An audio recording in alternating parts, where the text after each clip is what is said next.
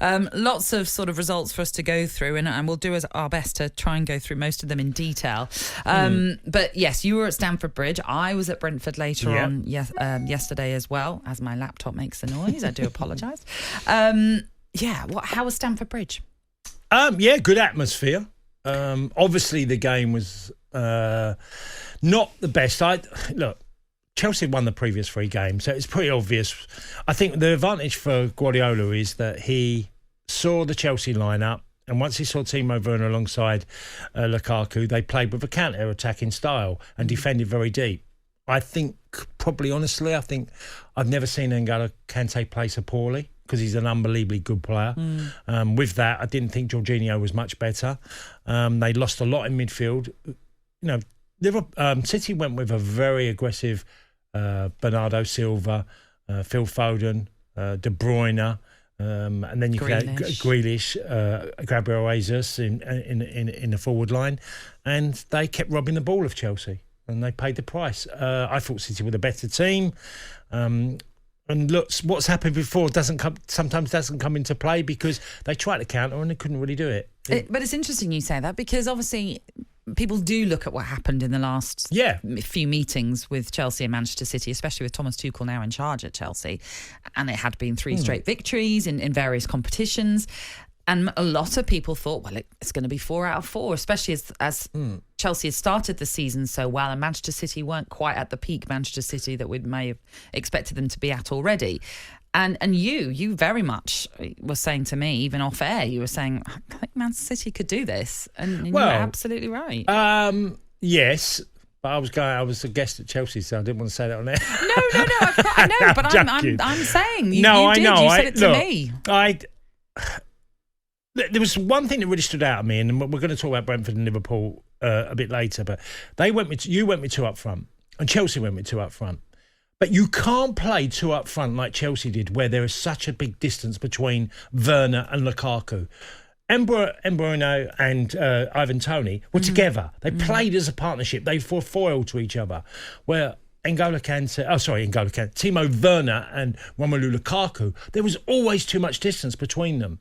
Now, that's not a partnership. That's being isolated. There was one incident in the first half. Was it the first half? No, start of the second half, where Timo Werner breaks on the right and he breaks away, and you think, an attack. He's ended up so isolated, and it's ended up being a throw-in in the far corner.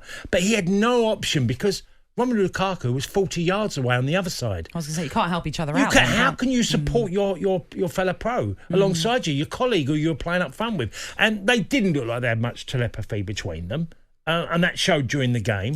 But I did think I watched a partnership in one game and then watched a partnership at Brentford with a completely different dynamic. And maybe that's because, Werner and Lukaku haven't been playing together for as long as, say, for example, Toney and Mbeumo, because they have been doing for quite a while now, since last season as well.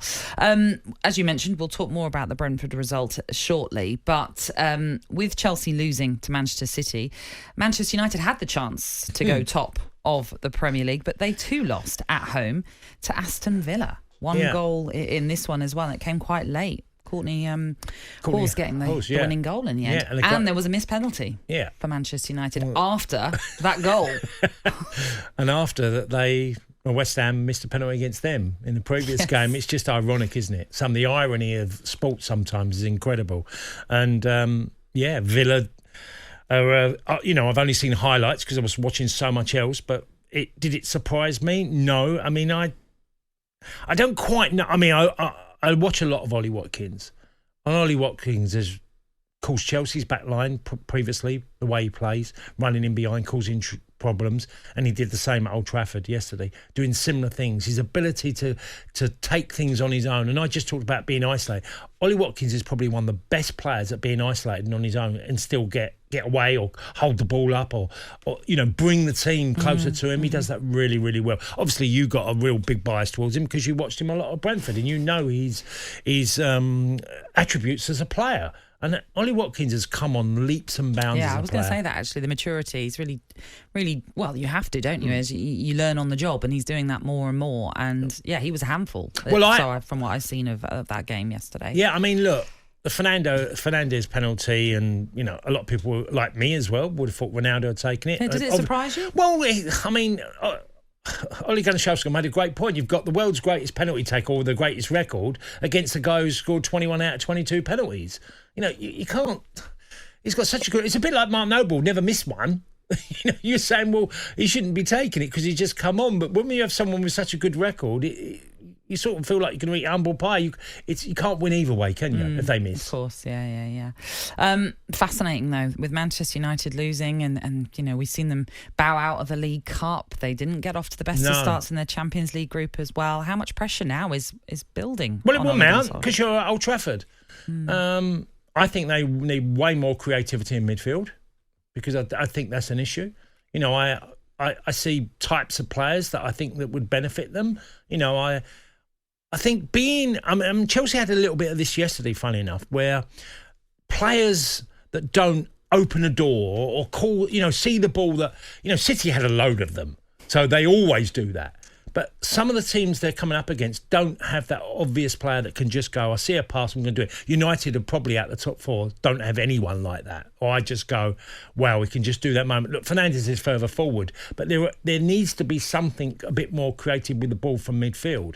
Because they're good up and downers. I look at United's midfield and think... You say that, though. If you remember the Leeds game at Old Trafford, the first game of the season, I mean, obviously Manchester United were emphatic in that victory, but Paul Pogba played in some terrific balls with Bruno Fernandes getting in behind. He's capable of doing it. Not regular enough. Yeah, of course, not regularly enough. And sometimes United will go with McTominay and Fred in midfield, which is not going to give you. It's a bit. Well, you talk about Spurs and Spurs midfield, and when they had Winks and they had Ollie Skip and then Højbjerg playing midfield, that's not creative midfield. That's a ball-winning midfield. Now, United can win balls and retain them, but they don't have that option of someone to play a pass or Fred. You don't have to be a technical, brilliant player, but do players that see passes.